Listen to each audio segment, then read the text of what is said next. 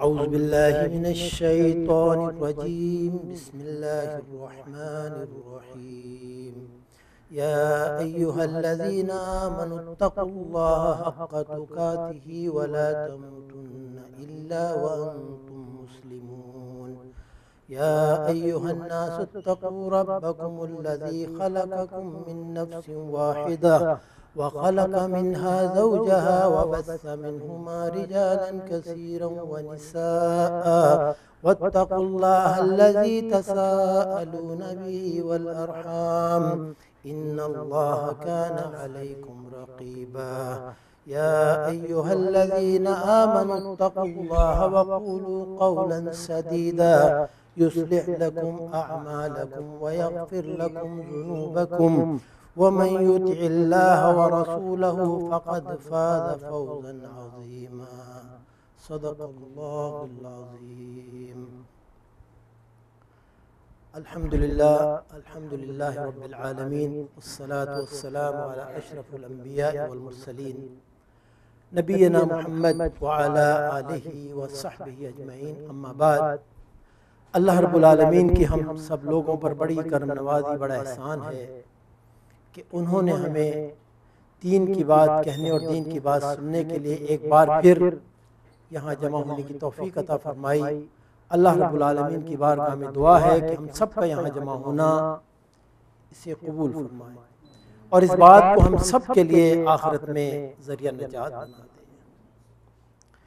भाइयों, हकीकत ये है कि मेरा और आपका यहाँ मौजूद होना अल्लाह की रज़ा के लिए ये एक बहुत बड़ी नेमत है और ये नेमत यकीन करें यूं ही हासिल नहीं होती, बल्कि अल्लाह की ख़ास तौफीक इसमें शामिल होती है। बंदा कितनी ही कोशिश कर ले कि कोई दीन का काम कर ले, कोई नेकी कर ले, लेकिन जब तक अल्लाह की तौफीक और अल्लाह का हुक्म शामिल हाल नहीं होता ये मुमकिन ही नहीं। तो इस बात पर हम जितना भी शुक्र अदा करें उतना कम है। मेरा और आपका यहाँ जमा होना ये बहुत बड़ी नेमत है कि नहीं? बोलिए, कितने लोग ऐसे नहीं इस वक्त जो ऐसे कामों में मशगूल हैं कि जिनका करना अल्लाह को इंतहाई ज्यादा, अल्लाह की नज़र में इंतहाई बुरी चीज़ है। अल्लाह ताला उन कामों से सख्त नाराज होते हैं और हम सब पर कितनी अल्लाह की करम नवाजी और एहसान है कि अल्लाह ने हमें तौफीक दी, अल्लाह ने हमें तौफीक दी कि हम उसकी रज़ा के लिए यहाँ इस मुबारक महफिल में आज जमा हैं। और अगर हम शुक्र अदा करेंगे तो नेमतों में क्या होगा? इजाफा किया जाएगा। जैसा कि खुद कुरान करीम में अल्लाह रब्बुल आलमीन ने इरशाद फरमाया, ला इन शकरतुम ला अज़ीदन्नकुम, शुक्र अदा करोगे तो नेमतों में क्या होगा? इजाफा किया जाएगा। खुद नबी अकरम सल्लल्लाहु अलैहि वसल्लम जो अल्लाह की सारी मखलूक में सबसे आला अफजल हैं, वो भी नेमतों पे अल्लाह ताला का बहुत शुक्र अदा किया करते थे। आप सल्लल्लाहु अलैहि वसल्लम की कितनी दुआएं ऐसी हैं जिसमें अल्लाह से वो फरियाद करते थे कि अल्लाह मुझे इन नेमतों पे शुक्र करने वाला बंदा बना दे। अल्लाहुम्मा आइन्नी अला ज़िक्रिक व शुक्रिक व हुस्न इबादतिक। नबी अकरम सल्लल्लाहु अलैहि वसल्लम की अक्सर ही दुआ हुआ करती कि अल्लाह अपने बंदे मोहम्मद सल्लल्लाहु अलैहि वसल्लम को तौफीक अता फरमा, किस बात की? कि तेरा जिक्र कर सके। अपने बंदे मोहम्मद सल्लल्लाहु अलैहि वसल्लम को इस बात की तौफीक अता फरमा, उसकी मदद फरमा, किस बात में? कि तेरा शुक्र अदा कर सके, वो तेरा शक्कार बंदा बन जाए। और इस बात की भी मदद तलब करते थे अल्लाह ताला से, फरियाद करते थे कि अल्लाह मुझे तौफीक दे कि मैं उस तरह तेरी इबादत कर सकूं जिस तरह की तू राजी हो जाए। नबी अकरम सल्लल्लाहु अलैहि वसल्लम अगर इतना ज्यादा शुक्र करने का एहतमाम फरमाते थे तो मैं और आप, हमारी क्या हैसियत है? हमें तो इसकी बहुत ज्यादा जरूरत है। तो जब भी कोई नेक काम करने की तौफीक मिले अल्लाह का शुक्र जरूर अदा किया करें। नमाज में हम देखते हैं कि आप सल्लल्लाहु अलैहि वसल्लम सलाम फेरने के बाद सबसे पहले क्या इरशाद फरमाते हैं? अस्तगफिरुल्लाह अस्तगफिरुल्लाह अस्तगफिरुल्लाह। क्या मतलब? नेक काम किया फिर तौबा क्यों की जा रही है? इसलिए कि अल्लाह तेरा हक की इबादत अदा ना हो सका, इसलिए जो कोताही रह गई उसके लिए तू हमें माफ कर दे। ये भी शुक्र की एक किस्म है। भाइयों, इंशाअल्लाह आज के इस महदूद और मुख्तसर से वक्त में आपके सामने एक इंतहाई अहम और एक इंतहाई ज़रूरी मौजू के मुतालिक कुछ गुफ्तगू करनी है और इंशाअल्लाह आज का जो मेरा मौजू है वो है तक़वा और उसकी अहमियत के मुताल्लिक। इंशाअल्लाह इस मौजू के मुताल्लिक जो गुफ्तगू आप भाइयों के सामने रखनी है, अल्लाह की तौफीक से उसे 4 मुख्तसर हिस्सों में तकसीम किया है। और जैसा कि आप जानते हैं कि बात को तकसीम करने का मकसद बात के कहने, सुनने, समझने और याद रखने में आसानी की गर्ज के लिए है। इंशाअल्लाह बात का जो पहला हिस्सा बयान किया जाएगा वो ये है कि किताब और सुन्नत में तक़वा की क्या अहमियत बयान हुई है, और इसी तरह बात का दूसरा हिस्सा उसमें इस बात को बयान करने की कोशिश करनी है कि मुत्तकी बनने की वजह से दुनिया और आखिरत में क्या क्या फवायद और क्या क्या समारात हासिल होते हैं। और इंशाअल्लाह बात का तीसरा हिस्सा उसमें इस बात को देखेंगे कि तक़वा क्या है, या ये कि तक़वा का माना क्या है। और बात का चौथा और आखिरी हिस्सा उसमें एक तायराना नजर इस बात पर डालते चलेंगे कि नबी अकरम सल्लल्लाहु अलैहि वसल्लम के जो साथी थे हज़रात सहाबा, इस बारे में वो कैसे थे, और हम जो अपनी निस्बत उनसे करते हैं इस बारे में हमारा तर्ज अमल क्या है। अल्लाह ताला की बारगाह में आजिज़ाना दुआ है कि मुझे दीन की सही बात कहने की और आप सब भाइयों को दीन की सही बात सुन के कहने वाले को भी और तमाम सुनने वालों को अमल की तौफीक अता फरमाए। तो बात को पहले हिस्से से शुरू करते हैं कि किताब और सुन्नत में तक़वा की क्या अहमियत बयान हुई है। भाइयों, बात यह है कि अल्लाह के फजल करम से किताब और सुन्नत में तक़वा की अहमियत के मुतालिक बहुत कुछ आया है। तक़वा की अहमियत के मुतालिक जो पहली बात आपके सामने बयान करनी है वो ये है कि नबी अकरम सल्लल्लाहु अलैहि वसल्लम आप जब भी कोई खुतबा इरशाद फरमाते, हाँ वो जुमे का होता, ईदैन का होता या किसी और मौके पे कोई भी खुतबा आप इरशाद फरमाते, आपका तरीके मुबारक था कि खुतबा इरशाद फरमाने से पहले आप कुरान करीम की जिन आयात मुबारका की तिलावत फरमाते, उन आयात में अल्लाह रब्बुल आलमीन ने उम्मत को 4 बार मुत्तकी बनने का हुक्म दिया है।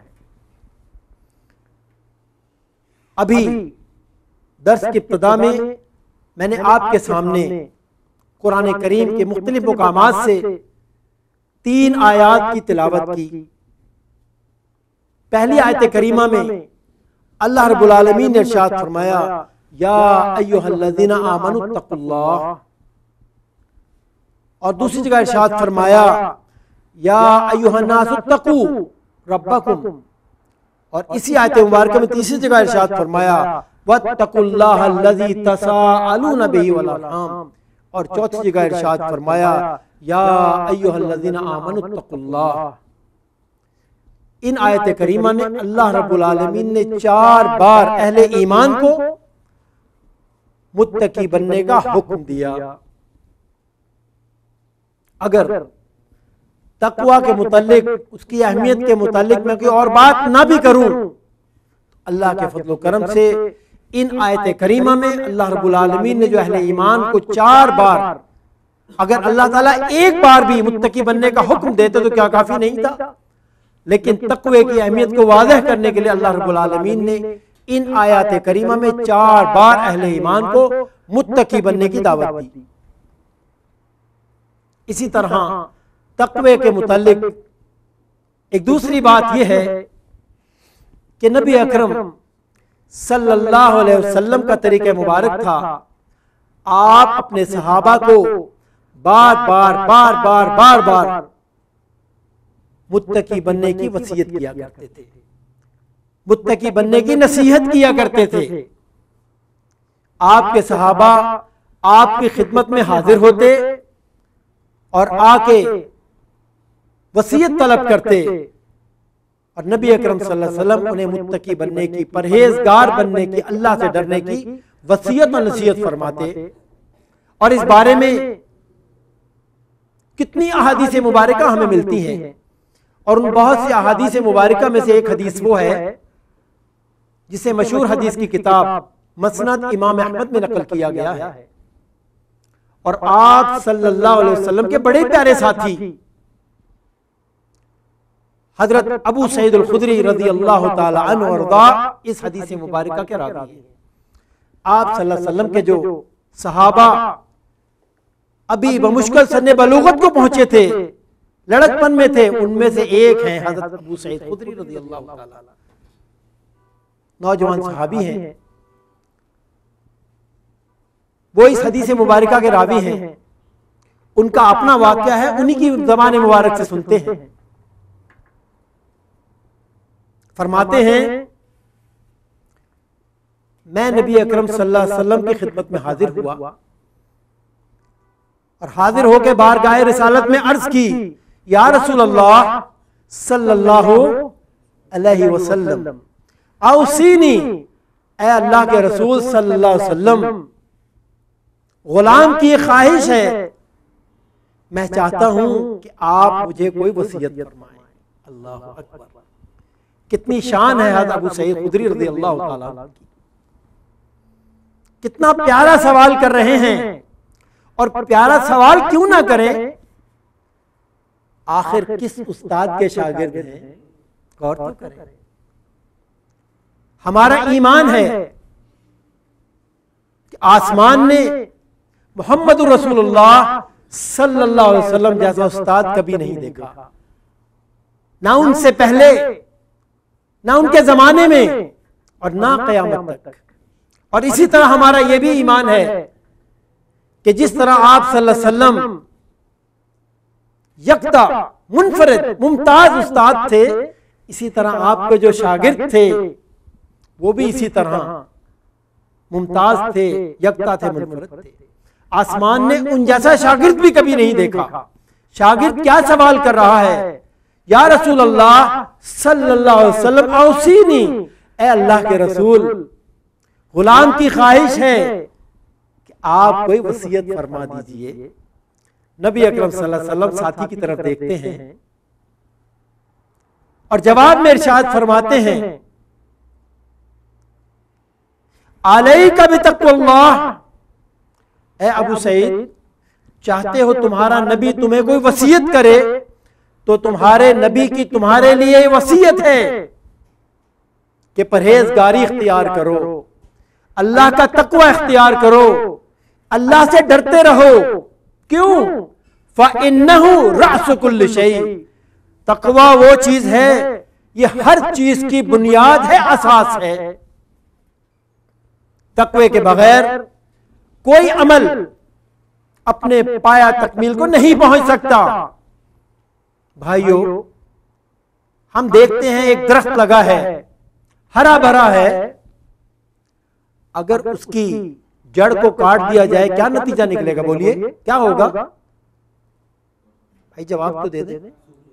सूख जाएगा।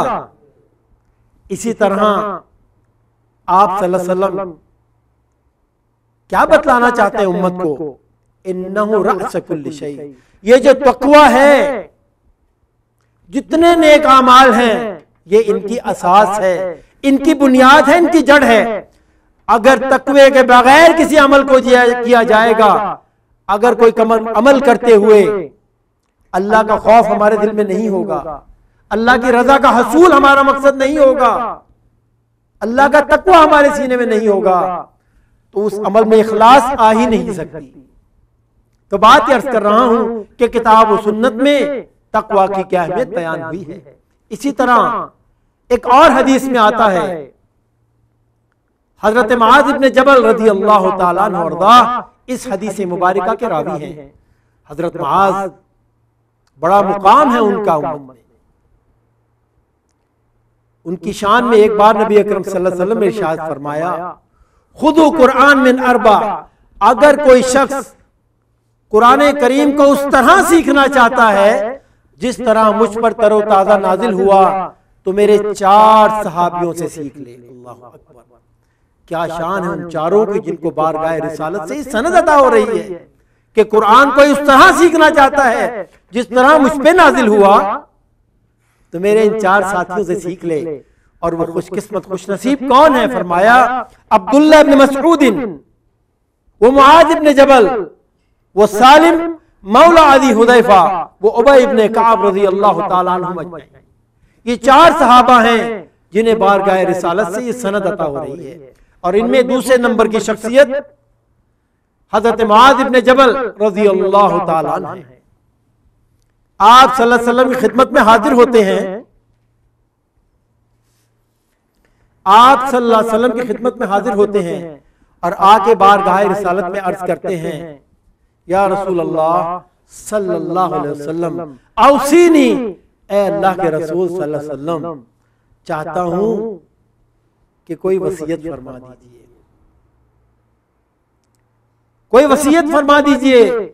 नबी अकरम सल्लल्लाहु अलैहि वसल्लम साथी की बात को सुनते हैं और जवाब में इरशाद फरमाते हैं, अलैका बितक़्वल्लाह, ए मुआज़ तेरे लिए वसीयत ये है कि अल्लाह से डरते रहो, परहेजगारी इख्तियार करो, हैसुमा कुंत, और ये बात जान लो कि तुम जहां भी जाओ अल्लाह तुम्हारे साथ है। अलैका बितक़्वल्लाह हैसुमा कुंत, जहां भी तू जाए, तू अपने घर में है तब भी अल्लाह से डर, घर से बाहर निकलता है तब भी अल्लाह से डर, दिन का वक्त है तो भी अल्लाह का खौफ तेरे सीने में होना चाहिए, रात है तो भी अल्लाह का खौफ तेरे सीने में जागजी हो। कितने लोग ऐसे नहीं अपने मोहल्ले में, अपनी बस्ती में, अपने शहर में रहते हुए बड़े मुत्तकी परहेजगार सूफी सनाउल्लाह, लेकिन जब दूसरे मुल्क में चले गए तो न जाने कैसी कैसी हरकतें कर बैठते हैं कि जैसे अल्लाह वहां उन्हें देख ही नहीं रहा। तकवा तो ये है जैसा कि नबी अकरम सल्लल्लाहु अलैहि वसल्लम इरशाद फरमा रहे हैं कि तू जहां भी जाए अल्लाह का तकवा तेरे सीने में हो, अल्लाह तुझे देख रहा है, यही तकवा है। इसी तरह एक और हदीस में आता है, एक शख्स सफर पे जा रहा है, सफर का इरादा करता है और सफर पे जाने से पहले आप सल्लल्लाहु अलैहि वसल्लम की खिदमत में हाजिर होता है, आके अर्ज करता है, या रसूल अल्लाह सल्लल्लाहु अलैहि वसल्लम औसीनी, ए अल्लाह के रसूल मुझे कोई वसीयत कर दीजिए, कोई नसीहत कर दीजिए, सफर पे जा रहा हूं, चाहता हूं कि जो वसीयत करें उसे मजबूती से थाम लूं। नबी अकरम सल्लल्लाहु अलैहि वसल्लम साथी को वही वसीयत फरमा रहे हैं, अलैका बितक़्वल्लाह, अलैका बितक़्वल्लाह, ए साथी सुन, सफर पे जा रहे हो अल्लाह से डरते रहना, परहेजगारी इख्तियार करना, वल तकबीर अला कुल्ली शर्फ, और याद रखो सफर के दौरान जब कभी ऊंचाई पे पहुंचो तो क्या करना, अल्लाह की किबरियाई बयान करना, अल्लाहु अकबर, वसीयत की जा रही है। और भाइयों जब हम नीचे उतरते हैं क्या पढ़ते हैं, सुभान अल्लाह। जब कभी ऊंचाई पे पहुंचे तो अल्लाह की बड़ाई बयान करें, और जब ऊंचाई से नीचे आ रहे हो तो सुभान अल्लाह कहें। ये हमारे नबी सल्लल्लाहु अलैहि वसल्लम की वसीयत है हमारे लिए। तो बात अर्ज कर रहा हूं कि किताब सुन्नत में, किताब सुन्नत में तकवा के मुताल्लिक क्या कुछ बयान हुआ है। तकवा के मुताल्लिक एक तीसरी बात यह है कि नबी अकरम सल्लल्लाहु अलैहि वसल्लम क्या सिर्फ आप अपने सहाबा को मुत्तकी बनने की वसीयत फरमाते नहीं, बल्कि आप सल्लल्लाहु अलैहि वसल्लम खुद भी अपने मालिक से, अपने खालिक से, अपने रब से फरियादें किया करते थे। किस बात के लिए कि ए अल्लाह अपने बंदे मोहम्मद सल्लल्लाहु अलैहि वसल्लम को मुत्तकी बना दे। और अल्लाह अकबर। हदीस में आता है, हजरत अनस बिन मालिक रज़ी अल्लाह ताला अन्हु वो बयान करते हैं कि नबी अकरम सल्लल्लाहु अलैहि वसल्लम अक्सर ये दुआ फरमाया करते थे, अल्लाहुम्मा इन्नी अस्अलुकल हुदा वत्तुका वल अफाफ वल गिना। अल्लाहु अकबर। गौर कीजिए, नबी अकरम सल्लल्लाहु अलैहि वसल्लम क्या मांग रहे हैं। हम भी मांगते हैं, अल्लाह से सब कुछ मांगे, माल भी मांगे, औलाद भी मांगे, घर भी मांगे, गाड़ी भी मांगे, रोजगार भी मांगे, मांगना चाहिए, अल्लाह खालिक है। लेकिन असल मांगने की चीज वो है जो मदीने वाला मांग रहा है। क्या मांग रहे हैं? ऐ अल्लाह अपने बंदे मोहम्मद सल्लल्लाहु अलैहि वसल्लम को तकवा अता फरमा, अपने बंदे मोहम्मद सल्लल्लाहु अलैहि वसल्लम को मुत्तकी बना दे और अपने बंदे मोहम्मद सल्लल्लाहु अलैहि वसल्लम को हिदायत अता फरमा। अल्लाहु अकबर। अगर अल्लाह का रसूल सल्लल्लाहु अलैहि वसल्लम जो कि सारी कायनात में सबसे प्यारा है, उसको अल्लाहु अकबर, लाडला है उसका, गौर कीजिए जरा। और इसीलिए भाइयों, क्योंकि वो अल्लाह का लाडला है, तो अल्लाह ने उसकी उम्मत को लाडली उम्मत करार दिया, इसे बनाया उम्मते वसत। उम्मते वसत क्या मतलब है उम्मते वसत का? जी, लीडिंग कौन? कुछ कहते हैं दरमियानी उम्मत, कुछ कहते हैं बेहतरीन उम्मत, लेकिन उलमाए उम्मत, अल्लाह के उन पर लाखों रहमतें हों, उन्होंने उम्मते वसत का एक और माना भी बयान फरमाया। उन्होंने बयान फरमाया कि 1,24,000 पैगंबर जो इस दुनिया में आए, वो सब के सब उम्मते वसत थे, वास्ते वाली उम्मत। क्या मतलब? अल्लाह और बंदों के दरमियान वास्ते वाली उम्मत, जो अल्लाह का हुक्म है, जो अल्लाह का पैगाम है, वो उसके बंदों तक पहुंचाने वाली। और जब ये उम्मत ये काम नहीं करेगी तो फिर उम्मत वसत रहेगी ये नहीं, फिर उम्मत वसत नहीं रहेगी। उसका एक तर्जुमा बेहतरीन उम्मत भी है। बेहतरीन उम्मत कब होगी? जब ये वो काम करेगी जो अल्लाह के नबी और रसूल करते रहे। और वैसे भी इस उम्मत का काम क्या है? कुरान करीम में सूरह यूसुफ में अल्लाह रब्बुल आलमीन ने अपने नबी हज़रत मोहम्मद सल्लल्लाहु अलैहि वसल्लम को उनका काम बतलाया और उनकी उम्मत का काम बतलाया। उनका काम बतलाया और उनकी उम्मत का काम बतलाया। फरमाया कुल हादिही सबीली, ए नबी फरमा दीजिए कि मेरा रास्ता तो यही है।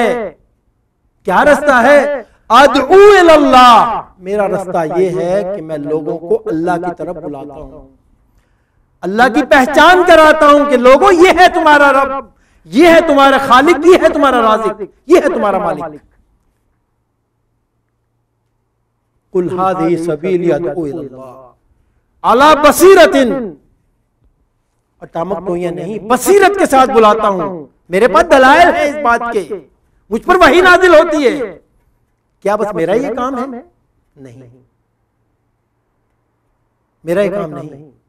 कुल हादिही सबीली अदऊ इलल्लाह अला बसीरतिन अना व मन इत्तबानी, मैं भी और मेरे जो उम्मती हैं उनका भी यही काम है। वाज़ेह तौर पर बता दिया। लेकिन जो उम्मती अब ये काम नहीं करेगा फिर वो उम्मती कहलाए। हम तो कहते हैं हमें नबी अकरम सल्लल्लाहु अलैहि वसल्लम से बड़ी मोहब्बत है कि नहीं? बोलिए, करते हैं ना। अगर हमारी मोहब्बत ऐसी ना हुई तो फिर ईमान में खलल आ जाएगा। ईमान की तो तकमील ही नहीं होती मदीने वाले से मोहब्बत के बगैर। लेकिन भाइयों कैसी मोहब्बत है? अगर मदीने वाले से मोहब्बत है और उसके मिशन से मोहब्बत नहीं तो कैसी मोहब्बत है ये? मोहब्बत के लिए शर्त जो जरूरी है वो ये है कि मदीने वाले के मिशन से भी मोहब्बत। और मिशन क्या है? यही मिशन है अदऊ इलल्लाह, कि मैं अल्लाह की तरफ बुलाता हूं। हम यहां बैठे हैं, जो चीज भी सुन रहे हैं और जो याद रह जाए, जो साथी आपके सकन से आपके साथ नहीं आए, जो आपके साथ काम करते हैं, आपके कोलीग्स, उन तक वो बात जरूर पहुंचा दें, ये आपका फर्ज है। अगर आप ऐसा नहीं करेंगे तो फिर उम्मत मोहम्मद सल्लल्लाहु अलैहि वसल्लम होने का हक अदा नहीं होगा। करेंगे ना इंशाअल्लाह? तो बात अर्ज कर रहा हूं कि नबी अकरम सल्लल्लाहु अलैहि वसल्लम अपने रब से फरियादें करते, दुआएं करते कि ऐ अल्लाह अपने बंदे मोहम्मद सल्लल्लाहु अलैहि वसल्लम को हिदायत अता फरमा, तकवा अता फरमा, पाकीज़गी अता फरमा और इस्तिग़ना अता फरमा। तेरे सिवा किसी और के सामने हाथ फैलाने की जरूरत कभी महसूस ना हो। और ये दुआ आपने क्यों की? ये मेरे और आपके लिए की कि हम सीख लें इसको, ताकि उम्मत को फायदा हो जाए। तो बात अर्ज कर रहा हूं कि किताब और सुन्नत में तकवे की क्या अहमियत बयान हुई है। और एक चौथी बात यह है कि अल्लाह रब्बुल आलमीन ने तकवे की वसीयत, परहेजगारी की वसीयत सिर्फ उम्मत मोहम्मद सल्लल्लाहु अलैहि वसल्लम को नहीं की, बल्कि इससे पहले जितनी उम्मतें गुजरी हैं, ये वसीयत, ये नसीहत अल्लाह रब्बुल आलमीन ने उनको भी की। जैसा कि कुरान करीम में इरशाद बारी ताला है, वलक़द वस्सैना अल्लज़ीना उतुल किताब मिन क़ब्ल व इय्याकुम अनित्तक़ुल्लाह। अल्लाह ताला इरशाद फरमा रहे हैं कि हमने ये वसीयत जो पहली उम्मतें थी उनको भी की थी, बिल अमूम और बिल खसूस उम्मत मोहम्मद सल्लल्लाहु अलैहि वसल्लम को ये वसीयत की जा रही है। रुक जाइए भाइयों, अल्लाह रब्बुल आलमीन जो वसीयत फरमाएंगे वो वसीयत मामूली होगी या अहम होगी? बोलिए, अहम होगी। कितनी अहम वसीयत है। अल्लाह ताला जो अहले किताब को बिल अमूम और उम्मत मोहम्मद सल्लल्लाहु अलैहि वसल्लम को बिल खुसूस फरमा रहे हैं कि अहले किताब और उम्मत मोहम्मद सल्लल्लाहु अलैहि वसल्लम अल्लाह का तकवा इख्तियार करें। तो बात का पहला हिस्सा, उसमें बात बयान की जा रही है कि किताब और सुन्नत में तकवे की क्या अहमियत बयान हुई है। बात का दूसरा हिस्सा यह है कि मुत्तकी बनने की वजह से दुनिया और आखिरत में क्या क्या फवायद और क्या क्या समारात हासिल होते हैं। भाइयों, बात यह है कि अगर मैं और आप मुत्तकी बन जाते हैं, अल्लाह हम सबको मुत्तकी बनाए, क्या इसका फायदा अल्लाह को है? जी, अल्लाह को है जी इसका फायदा। मोहम्मद रसूलुल्लाह सल्लल्लाहु अलैहि वसल्लम को फायदा है इसका? ना अल्लाह को इसका फायदा है, ना रसूल को इसका फायदा है। इसका फायदा किसको है? जी, किसको इसका फायदा? अपनी जात को है। इसका फायदा मुझे और आपको है। कुरान करीम को खोल के पढ़ लीजिए, एक जगह नहीं कई जगह अल्लाह ने अंबिया की ज़बान से इस बात को कहला दिया। अगर पूरी कायनात के लोग ईमान ले आए तो अल्लाह की कायनात में कोई बढ़ोतरी होने वाली नहीं, और पूरी कायनात के लोग कुफर इख्तियार कर ले, कोई अल्लाह को ना माने, तो अल्लाह की पूरी सल्तनत में कोई कमी वाक़या होने वाली। अल्लाह ताला अपनी जात में आप महमूद हैं। हमारी जमीन या हमारी हैसियत अल्लाह की कायनात में क्या है? कोई हैसियत नहीं रखती है। मुत्तकी बनेंगे अल्लाह के फजल करम से इसका फायदा हमें खुद होगा, और नहीं बनेंगे तो इसका नुकसान भी हमें खुद होगा। आइए कुरान से तकवा के कुछ फवायद दरियाफ्त करते हैं। पहली बात यह है तकवा के फवायद में कि जब बंदा तकवा इख्तियार करता है, परहेजगारी इख्तियार करता है, अल्लाह ताला उसके तमाम गुनाहों को मुआफ फरमा देते हैं। कितनी बड़ी बात है, गौर कीजिए जरा। जैसा कि कुरान में इरशाद फरमाया, जो कोई तकवा इख्तियार करता है अल्लाह ताला उसके गुनाहों को उससे मिटा देते हैं। और भाइयों, एक और ज़रूरी बात कहता चलूं कि हमारी मुसीबतें, हमारी परेशानियां, हमारे मसाइब, हमारे गम इसका सबब क्या है, कोई बतलाएगा जी? क्या सबब है इसका? बदअमालियां, हमारे गुनाह, हमारे गुनाह। और ये बात मैं नहीं कह रहा, कुरान करीम हमें ये बात बतलाता है, वमा असाबकुम मिन मुसीबतिन, वमा असाबकुम मिन मुसीबतिन फबिमा कसबत अयदीकुम व याफू अन कसीर। ए लोगों, तुम पर जो भी मुसीबत आती है, जो भी परेशानी आती है, जो गमों के पहाड़ तुम पर टूटते हैं, सबब क्या है? बिमा कसबत अयदीकुम, ये तुम्हारे हाथों की कमाई की वजह से आती है। अल्लाह ताला को क्या पड़ी है कि अपने बंदों को मसाइब को दो चार करें? तुम गुनाह करते हो, गुनाहों की वजह से मुसाइब तुम पर टूटते हैं। वयाफू अन कसीर, और अल्लाह ताला तो इतने करीम और मेहरबान हैं कि हमें पता ही नहीं। अल्लाह ताला फरमा रहे हैं वयाफू अन कसीर, है बंदो तुम्हारे कितने गुनाह ऐसे हैं कि तुम्हें तो खबर भी नहीं, और हम तुम्हारे खाते से उनको मिटा देते हैं। और कीजिए जरा, लेकिन गुनाहों की कसरत इतनी है कि जिसकी वजह से हम इन मुसीबतों का शिकार होते हैं। और अल्लाह ताला जिन गुनाहों को मिटा देते हैं उनके बारे में उलमाए उम्मत फरमाते हैं कि गुनाह दो किस्म के हैं, गुनाह सगीरा और जी साथ देते रहे भाई मेरा, गुनाह और कबीरा।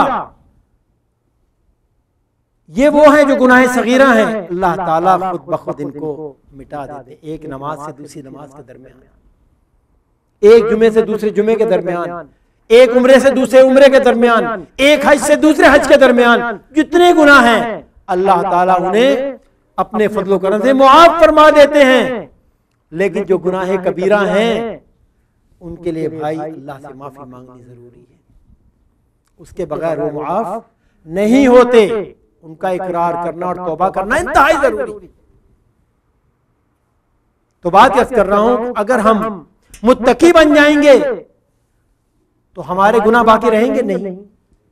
उमय्यत्तकिल्लाह, अल्लाह ताला क्या साथ युकफ्फिर अन्हु सय्यातिही, जब कोई तकवा इख्तियार करता है हम उसके गुनाह उससे मिटा देते हैं। और जब बंदे के गुनाह मिट जाएंगे तो मसाइब बाकी रहेंगे नहीं रहेंगे। इसी तरह तकवे के मुतालिक एक दूसरी बात यह है कि जब कोई मुत्तकी बनता है तो अल्लाह ताला तंगी से निकलने की राह अता फरमा देते हैं। हम तंगियों में फंसते हैं कि नहीं फंसते? और जब तंगी में फंसते हैं न जाने कहां कहां जाके सर मारते हैं। ए बंदे, कुरान की तरफ आओ, कुरान से दरियाफ्त कर। कुरान हमें बतला रहा है, क्या फरमाया? वमयत्तकिल्लाह यजअल लहू मखरजा, जब कोई तकवा इख्तियार करता है तो अल्लाह ताला तंगी से निकलने की राह अता फरमा देते हैं।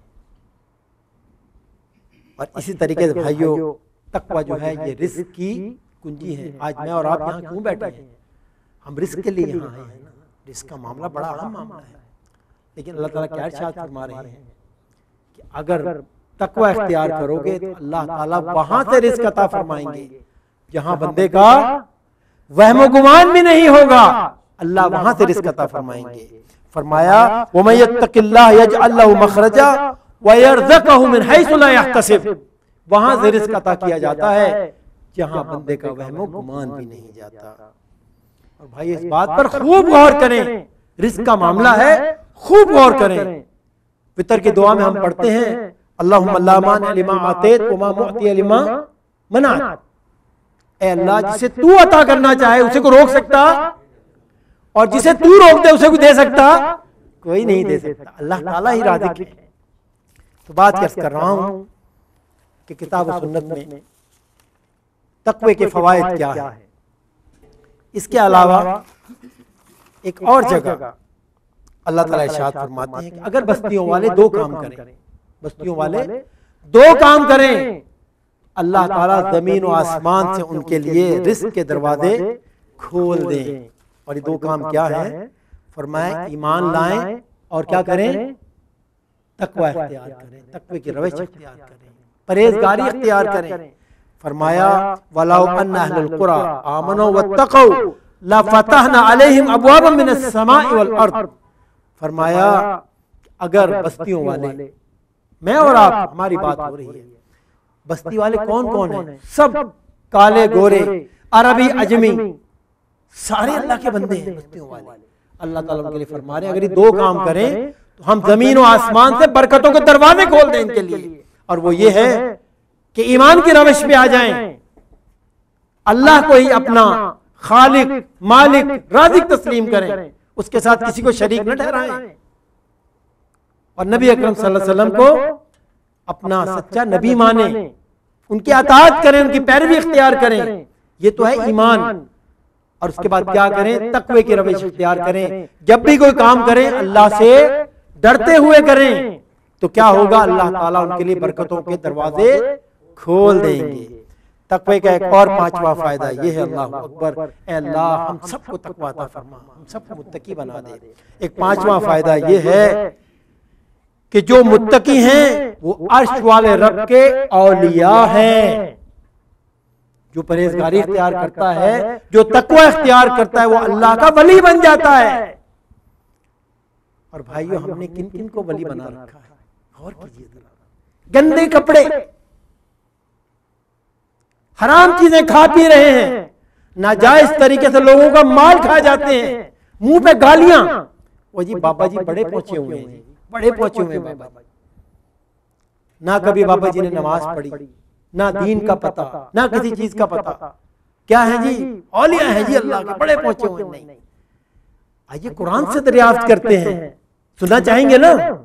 कुरान से दरियाफ्त करते हैं कि अल्लाह के औलिया कौन है। अला इन्ना औलिया अल्लाह ला खौफुन अलैहिम वला हुम यहज़नून। खबरदार हो जाओ, जान लो, नोट कर लो इस बात को कि जो अल्लाह के औलिया हैं, अल्लाह के दोस्त हैं, ना उन्हें कोई गम होगा और ना वो खौफ में होंगे। क्या बात खत्म हो गई? नहीं, ऐसी बात नहीं।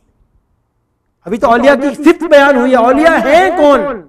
फरमाया अल्लज़ीना आमनू व कानू यत्तकून। उनकी निशानी ये है कि वो अहले ईमान होते हैं और मुत्तकी परहेजगार होते हैं। जो शख्स नमाज का एहतमाम नहीं करता वो अल्लाह का औलिया होगा। जो पाकी इख्तियार नहीं करता वो अल्लाह का औलिया होगा। मेरे नबी हजरत मोहम्मद मुस्तफ़ा सल्लल्लाहु अलैहि वसल्लम आज से चला नहीं जा रहा था, दो साथी उमर इब्न खत्ताब और अब्दुर्रहमान बिन औफ रज़ियल्लाहु ताला अन्हु अजमईन, दोनों ने कंधों से थाम रखा है।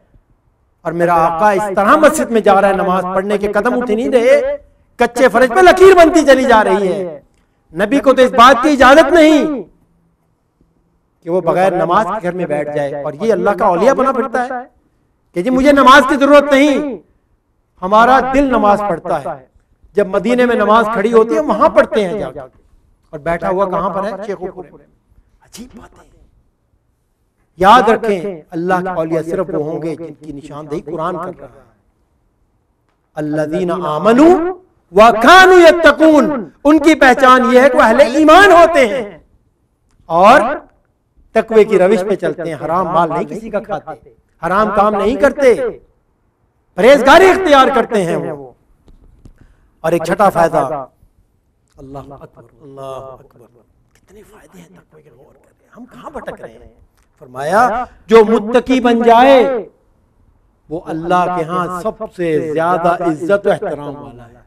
और हम इज्जतें कहां कहां ढूंढते फिरते हैं, कहां कहां इज्जतें ढूंढते फिरते हैं हम। क्या इरशाद फरमाया? इन्ना अकरमकुम इंदल्लाहि अत्काकुम। ऐ लोगों, जान लो, जान लो इस बात को। ताकीद का सिगा आ रहा है कि जो शख्स मुत्तकी है, परहेजगार है, तकवे की रविश पे चलने वाला है, सबसे ज्यादा अल्लाह के नजदीक इज्जत एहतराम वाला वो है। आजकल टीवी पे टॉक शो देखें तो इलेक्शन की आमद है। अब क्या हो रहा है जी? वो जी मुझे तो कोई परवाह ही नहीं है, वो चौधरी नत्थे खान जो है ना वो मेरे सपोर्टर है, शाह साहब मेरे सपोर्टर हैं, फलां चौधरी मेरा सपोर्टर है, और सीना फुला के फिर रहे हैं। ए बंदे गौर कर, यहां तेरी सपोर्ट कौन कर रहा है? अल्लाह सपोर्ट कर रहे हैं। इज्जतें अल्लाह के पास हैं। तो बात अर्ज कर रहा हूं कि कुरान करीम में तकवे के बारे में क्या कुछ बयान हुआ है। तो इंशाअल्लाह 6 बातों का जिक्र किया गया। बात का तीसरा हिस्सा ये है कि तकवा क्या है। बस ये बात हुई, तकवे के मुतालिक बात सुनी और कह दिया जी मैं बड़ा मुत्तकी हूं, मैं परहेजगार हूं, बात खत्म हो गई। मैं मुत्तकी बन गया जी, परहेजगार बन गया मैं मेरे कहने से नहीं। अल्लाह की लाखों रहमतें हों उलमाए उम्मत पर, उन्होंने किताब और सुन्नत में आरागिरी करके, मेहनत करके किताब और सुन्नत से तकवा का जो माना है वो अखज़ करके उम्मत के सामने रखा। अल्लाह अकबर। इमाम राग़िब इस्फ़हानी रहमतुल्लाह अलैह अपनी मशहूर किताब जिसमें उन्होंने कुरान करीम के एक एक हर्फ को इकट्ठा करके उसका माना बयान किया, उसमें वो तकवा का माना बयान करते हैं। अल किताब का नाम अल मुफरदात की गरीब कुरान में तकवा का माना बयान करते हैं। क्या फरमाते हैं? फरमाते हैं हिफ्जुन नफ्स अम्मा युसिम, अपनी जान को हर उस बात से बचाना, हिफ्जुन नफ्स, अपने नफ्स को, अपनी जान को हर उस चीज से बचाना, अम्मा युसिम, जो उसे गुनाहगार कर दे, जो उसे गुनाहगार कर दे। कूजे में दरिया को बंद कर दिया उन्होंने, कूजे में दरिया को बंद कर दिया उन्होंने। चलिए जरा इस बात को थोड़ी तफसील से देखते हैं। मेरा और आपका हदूद अरबा क्या है? सर की चोटी से लेकर कदमों तक, हर आदमी का यही हदूद अरबा है, इससे ज्यादा है जी? यही है। तो जरा इस पे गौर करते हैं। तब भाई ऊपर से शुरू करें नीचे से? जी कहां से शुरू करें? ऊपर से? चलो ऊपर से शुरू करते हैं। सर के बालों से ले लें। अब मैंने अपने सर के बाल कैसे बना रखे हैं? दुनिया के बदतर तरीन लोग जो हैं उनका स्टाइल देखकर उनका स्टाइल बनाया जा रहा है। क्या मैंने अपने सर को मुत्तकी बनाया? सर का तकवा यही। और वही नहीं, अल्लाह ताला माफ करे हमारी घरेलू खवातीन, इल्ला माशाअल्लाह, हर घर की हालत नहीं लेकिन अक्सर का यही हाल है। खवातीन कैसे बाल बना रही है? टीवी पे जो नया स्टाइल देखा दुनिया के बेहुदा तरीन औरतों का, वो स्टाइल बनाया जा रहा है। क्या हमने अपने सरों को मुत्तकी बनाया? नहीं। थोड़ा सा नीचे आ जाए दिमाग पे, हमारा दिमाग क्या सोच रहा है? 4 पैसे इकट्ठे हो चुके हैं, अब इस तलाश में है कि कौन सा बैंक ज्यादा सूद देता है, वहां जमा करवा दूं। जब मैं पाकिस्तान में था तो मैं भी कर्जा था और मेरे अब्बा ने भी कर्जा लेके मुझे वीजा लेके यहां भेजा था। अब अल्लाह ताला ने तमंगरी अता फरमाई, 4 पैसे इकट्ठे हो गए। अब मैं ढूंढ रहा हूं मैं पैसे कहां फिक्स कर रहा हूं अपने। ए बंदे, अल्लाह से डर जा। जो अल्लाह देने पे कादिर है वो छीनने पे भी कादिर है। क्यों उसकी नाराजगी मोल ले रहा है? क्या मैंने अपने दिमाग को मुत्तकी बनाया? थोड़ा सा और नीचे आ जाए। अल्लाह ने आंखें दी, कितनी बड़ी नेमत है, कितनी बड़ी नेमत है। इस नेमत का मुजाहिरा देखना चाहते हैं तो आई हॉस्पिटल में जाके देखें। जो कल तक देखते थे आज अंधे वहां पड़े हुए हैं। अल्लाह ने मुझे और आपको कितनी बड़ी नेमत दी है।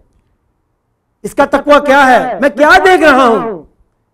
अगर मैं वो देख रहा हूं जिसके देखने से अल्लाह नाराज होते हैं, क्या मैंने अपनी आंखों को मुत्तकी बनाया? कानों से क्या सुन रहा हूं? वो चीजें सुन रहा हूं जिनके सुनने से अल्लाह खुश होते हैं, नहीं नाराज होते हैं। मैंने अपने कानों को मुत्तकी बनाया। जबान का मामला देखें, झूठ बोल रहा है, इसी जबान से लोगों को धोखा देने की कोशिश कर रहा है, गीबतें कर रहा है। क्या मैंने अपनी जबान को मुत्तकी बनाया? और इसी तरह इमाम नबवी रहमतुल्लाह अलैह अपनी किताब में तकवा का माना बयान करते हैं। लुज़ूम व ताअत अल्लाह ताला, फरमाते हैं तकवा ये कि हर हालत में तू अल्लाह की ताबेदारी करे, अल्लाह का हुक्म आ जाए सरे तस्लीम खम कर दे। अजान हो रही है, मैं कहां जाऊं जी? कहां जाऊं? कहां जाऊं? मस्जिद। वो जी आप ठीक कह रहे हैं लेकिन मैं क्या करूं, वो क्रिकेट का मैच लगा हुआ है, आखिरी 5 ओवर है, बड़े ही अहम मैच है ये। अब अजान हो रही है, मैं कहां जाऊं? मस्जिद। वो ठीक है जी, लेकिन मैं बड़ा ही मसरूफ हूं। अल्लाह तुझे हिदायत दे, जितने लोग मस्जिद में जाके नमाज पढ़ते वो फारिग है, तू बहुत मसरूफ है। हजरत मोहम्मद रसूलुल्लाह सल्लल्लाहु अलैहि वसल्लम और आपके साथी तू उनसे ज्यादा मसरूफ है, जिनके दिन रात इस्लामी सल्तनत के कयाम में गुजरे, दिन रात उम्मत की फिक्र में घुलते थे। वो उनके पास बहुत वक्त था, लेकिन नमाज मस्जिद में बाजमात अदा करते थे। तो क्या फरमाया, हिफ्जुन नफ्स अम्मा युसिम, अपनी जान को हर उस बात से बचाना जो उसे गुनाहगार कर दे। इसी तरह हाथों का तकवा है, इसी तरह पांव का तकवा और पूरे जिस्म के तमाम जवारिह का तकवा है। तो बात अर्ज कर रहा हूं कि तकवा का माना क्या है। कितना वक्त है मेरे पास? बात का चौथा और आखिरी हिस्सा यह है कि नबी अकरम सल्लल्लाहु अलैहि वसल्लम के जो साथी हज़रात सहाबा, इस बारे में वो कैसे थे और हम जो अपनी निस्बत उनसे करते हैं, इस बारे में हमारा तर्ज अमल क्या है। भाइयों, सीरत की किताबों में, अहादीस की किताबों में सहाबा के इतने वाकयात हैं, इतने वाकयात हैं कि अगर मैं सिर्फ उन्हें कोट करने लगूं यहां पर तो एक से ज्यादा दर्स दरकार होगा। लेकिन बहरहाल आफ्ताब भाई ने तो मुझे ओपन टाइम दे दिया, लेकिन मुख्तसरन 3 या 4 वाकयात बयान करके अपनी बात को इंशाअल्लाह खत्म करना चाहूंगा। और इस दुआ के साथ अल्लाह ताला उन मुबारक और मुकद्दस हस्तियों के नक्शे कदम पे हमें चलने की तौफीक अता फरमाए। बहुत ज्यादा वाकयात इस बारे में हमें मिलते हैं। उसमें से एक वाकया वो है जिसे इमाम बुखारी ने अपनी किताब सही बुखारी में नकल किया है, और हम सब की अम्मा जान हज़रत आयशा सिद्दीका रज़ियल्लाहु ताला अन्हा, जो कि सच्चे बाप की सच्ची बेटी और सच्चे नबी की सच्ची बीवी थी, वो इस वाकया को बयान करती हैं। वो बयान करती हैं कि मेरे बाबा अबू बकर रज़ियल्लाहु ताला अन्हु, उनका एक गुलाम था, और ये गुलाम कमाई करके लाता और मेरे बाबा के हाथ पे लाके देता। जाहिर गुलाम था, उनके लिए कमाता था। एक दिन ये गुलाम कुछ खाने की चीज लेकर आया, थोड़ी सी चीज थी, और मेरे बाबा बहुत भूखे थे। उसने लाके हाथ में रखी, उन्होंने कुछ भी नहीं पूछा और फौरन खा ली। थोड़ी सी चीज थी। गुलाम ने अर्ज की, हजरत आपने कोई सवाल नहीं किया, मैं बताना चाहता था कि ये चीज क्या है, पता नहीं जायज है कि नाजायज है, लेकिन आपने खा ली। मैं क्या था? अर्ज करने लगा, अय्याम जाहिलियत में मैंने अपने एक दोस्त से शर्त लगाई थी और मैं शर्त जीत गया था। उस वक्त उसके पास देने को कुछ नहीं था। आज वो मुझे बाजार में मिला तो उसने मुझे खाने की चीज उसके बदले में दे दी। और इस्लाम में शर्त लगाना हराम है, शर्त की चीज लेना हराम है। अब क्या होता है, रावी बयान करता है कि अबू बकर सिद्दीक रज़ियल्लाहु ताला जैसे ये बात सुनते हैं फौरन अपने दस्ते मुबारक हलक में ले जाते हैं। पेट है खाली, एक लुकमा तो गया है, भरा हुआ तो नहीं कि फौरन क्या हो जाए। अब लगे हाथ मारने के लिए और हालत मरने वाली हो गई। लुकमा है कि निकलने का नाम नहीं ले रहा। बड़ी मुश्किल से उसको निकाला। एक शख्स करीब खड़ा देख रहा था, कहता हज़रत कुल्लु हाज़ा मिन लुकमतिल वाहिदा, ये सारी तकदो जौन सी आपकी एक लुकमे के लिए, और वो भी आपको पता नहीं था, अनजाने में हो गया, आपने जान के तो नहीं खाया। सिद्दीक अकबर का जवाब क्या है? फरमाने लगे, सुनो, खुदा की कसम, अगर इस एक लुकमे के लिए, इसको निकालने के लिए सिद्दीक को अपनी जान भी देनी पड़ती, जान दे देता। ये लुकमा सिद्दीक के पेट में नहीं रह सकता। क्यों? इसलिए कि मेरे आका हज़रत मोहम्मद मुस्तफ़ा सल्लल्लाहु अलैहि वसल्लम ने इरशाद फरमाया कि जिस पेट में हराम का लुकमा जाएगा, अल्लाह अकबर, एक लुकमे की यहाँ ऊंट के ऊंट डकार जाते हैं। और कीजिए जरा हमारा हाल क्या है। वो जिस्म जो है, जिस जिस्म में हराम का माल जाएगा, हराम का खाना जाएगा, जिससे जिस्म पलेगा, वो जिस्म जहन्नम की आग में जलने के लिए बेहतर है। और कीजिए जरा। और सिद्दीक, क्या शान है उनकी, क्या शान है उनकी। नबी अकरम सल्लल्लाहु अलैहि वसल्लम ने इरशाद फरमाया कि कल क़यामत के दिन जन्नत के 8 दरवाजे हैं, एक दो नहीं 8 दरवाजे, और सिद्दीक अकबर रज़ी अल्लाह ताला उनकी शान देखिए कि 8 दरवाजों से उनको आवाज दी जा रही होगी, हजरत यहां से आई है, हजरत यहां से आई है। और कीजिए ये शान उनकी। आप सल्लल्लाहु इरशाद फरमाते कल क़यामत के दिन जब लाइनें लगेंगी दाएं हाथ में किताब देने के लिए, तो पूरी कायनात में सबसे पहले किताब जिसको दी जाएगी वो उम्र फारूक होंगे। तो सहाबा अर्ज़ करने के ए अल्लाह के रसूल सल्लल्लाहु अलैहि वसल्लम सिद्दीक कहाँ होंगे? फरमाया सिद्दीक को किताब नहीं दी जाएगी, वो मुस्तस्ना है इससे, वो तो जन्नत के दरवाजे में खड़े हुए जन्नत खुलने का इंतजार कर रहे होंगे फरिश्तों के जुर्मट में। उनकी शान तो वो है, लेकिन इसके बावजूद सिद्दीक अकबर के काम क्या है और कीजिए जरा। उनका तरीका मुबारक क्या है कि एक लुकमा पेट में चला गया, उसके लिए जान की बाजी लगा रहे हैं कि ये पेट में नहीं। इसी तरह कितने ही और वाकयात हैं। एक वाकया और किताबों में आता है, अब्दुल्लाह इब्न उमर रज़ी अल्लाह ताला अन्हुमा इस वाकया के रावी हैं। वो बयान करते हैं कि नबी अकरम सल्लल्लाहु अलैहि वसल्लम मदीना में तशरीफ फरमा है। बात हो रही है कि सहाबा तक़वे के किस मेयार पे खड़े थे, किस मुकाम पे थे, और हम जो अपनी निस्बत उनसे करते हैं हमारा मामला क्या है।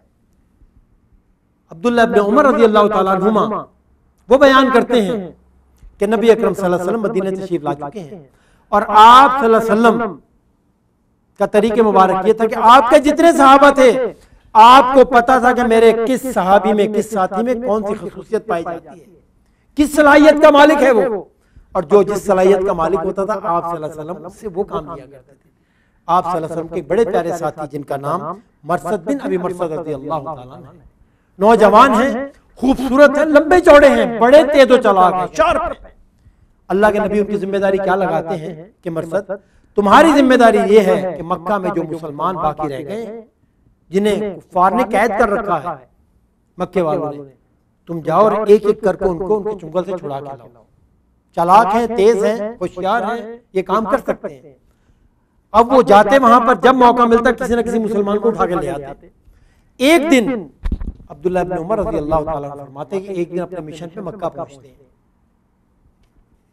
आधी रात का वक्त है, चांद की हल्की हल्की रोशनी मक्का की गलियों में पड़ रही है। एक गली से निकल रहे होते हैं कि सामने से कोई आ रहा है, फौरन छुप जाते हैं कि आने वाला कहीं देख ना ले, लेकिन लगता है कि आने वाले ने इनको देख लिया है, और सिर्फ देख नहीं लिया बल्कि पहचान भी लिया है। और वो पहचानने वाला कौन है? कोई मर्द नहीं बल्कि वो औरत है, और उसका नाम सीरत की किताब में उनाक आया है, ऐन नून अलिफ काफ। और ये औरत कौन है? ये मक्का की फाहिशा औरत है। अय्याम जाहिलियत में इस्लाम से पहले हजरत मरसद इससे मोहब्बत किया करते थे और दोनों के आपस में ताल्लुकात थे। फिर हजरत मरसद इस्लाम लाके मदीना चले गए और वो औरत यहाँ रह गई। दूर से देखती पहचान जाती, करीब आती है, कहती मरसद, हल अंत मरसद, क्या तुम मरसद हो? समझ जाते हैं कि मैं पहचान लिया गया हूँ। फरमाते नाम अना मरसद, हाँ मैं मरसद हूँ। और दीवार की ओर से निकल आते हैं, दीवार की ओर से बाहर निकल आते हैं। उनाक जब हजरत मरसद को देखती बड़ी खुश होती है। किताबों में आता, कहती है अहलन व सहलन मरहबा, हल तभी तंदेना लेला, खुशामदेद, वेलकम, बड़े दिनों बाद मुलाकात हुई है, आज रात तो फिर हमारे साथ ही गुजरेगी ना। हजरत मरसद रज़ी अल्लाह ताला उछल के पीछे खड़े हो जाते हैं और क्या फरमाते हैं, या उनाक इन्नल्लाह कद हर्रम ज़िना, ए उनाक सुन ले, मैंने जिस अल्लाह की गुलामी का तौक अपने गले में डाला है उसने जिना को हराम करार दे दिया है, अब मैं तेरे करीब नहीं आ सकता। और एक लंबा वाकया है, लेकिन जो बात मैं बयान करना चाहता हूं वो ये कि तकवा है कि नहीं, परहेजगारी है कि नहीं, अल्लाह का खौफ है कि नहीं, ये है तकवा, ये है उनकी मिसाल। एक आखिरी बात बयान करके इंशाअल्लाह अपनी बात को खत्म करना चाहूंगा। हजरत मूसा बिन अब्दुल्ला रज़ी अल्लाह ताला अन्हु इस वाकया को रवायत करते हैं। हजरत अब्दुल्ला बिन यजीद अल खतमी रज़ी अल्लाह ताला अन्हु ताजिर हैं मदीने के, उनके बारे में आता है कि 4000 दीनार अपने गुलाम को देकर इस्फहान भेजते हैं। ये इस्फहान कहाँ है जी? ईरान में, ईरान के शहर इस्फहान में भेजते हैं। तिजारत की गरज से गुलाम बहुत अच्छी तिजारत जानता है, उसको रवाना करते हैं। और उस जमाने में 4000 दीनार बहुत बड़ी रकम थी और आज भी बहुत बड़ी रकम। आज भी 4000 दिनार बहुत बड़ी रकम है। अब क्या होता है, गुलाम वहां जाके तिजारत करता है और बहुत कामयाब तिजारत करता है। कुछ अरसे के बाद खबर आती है कि गुलाम का इंतकाल हो गया, गुलाम का इंतकाल हो गया। अब रकम बहुत बड़ी है, जो उसे दी थी वो भी बहुत बड़ी थी। हजरत अब्दुल्ला यजीद अल खतमी रज़ी अल्लाह ताला अन्हु वो ईरान के लिए रवाना होते हैं कि जाके अपना माल वहां से ले ले। अब जब वहां पहुंचते हैं तो उन्हें बतलाया जाता है कि गुलाम जो है उसने 24,000 दिनार छोड़े। कितने कितने गुना बढ़ गए जी? 6 गुना बढ़ गए या 600 गुना बढ़ गए। 4,000 के 24,000 दिनार, अब तो करोड़ों में रकम हो गई ना।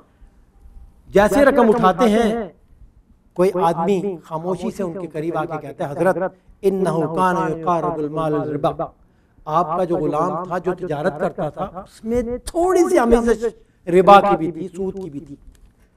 फौरन सब कुछ छोड़ देते हैं कि जैसे पता नहीं सांप ने डस लिया। 4,000 उठा लेते हैं, अखदार बाला वो तरह का बाकी 4,000 ले लेते हैं और 20,000 दिनार छोड़ देते हैं। वहां के ताजिर कहते हैं, हजरत ये आपका माल है, क्यों छोड़ दिया? क्या फरमाते हैं, ला इन्नहु लैसा ली, मेरा कोई ताल्लुक नहीं, जो चीज मेरी थी मैंने ले ली है। थोड़ा सा, थोड़ी सी सूद की आमेज़ से सारा माल छोड़ दिया और वापस आ गया मदीना। तकवा है कि नहीं बोलिए? देखें, आम बातों में इंसान बड़ी बातें करता है, लेकिन जब माल का मामला आता है बड़े बड़ों के कदम डगमगा जाते हैं। फतवे ढूंढते फिरते हैं कि कारोबार मैंने तो नहीं किया था, किसी और ने किया था, मैं जिम्मेदार तो नहीं हूं इस बात का, माल तो मेरा है ये। तो बात यह कर रहा हूं कि सहाबा इस बारे में कैसे थे और हम कैसे हैं। अल्लाह ताला की बारगाह में दुआ है जो दीन की सही बात बयान की गई उस पे अमल की तौफीक अता फरमाए। व आखिरु दावाना अनिल हम्दुलिल्लाह।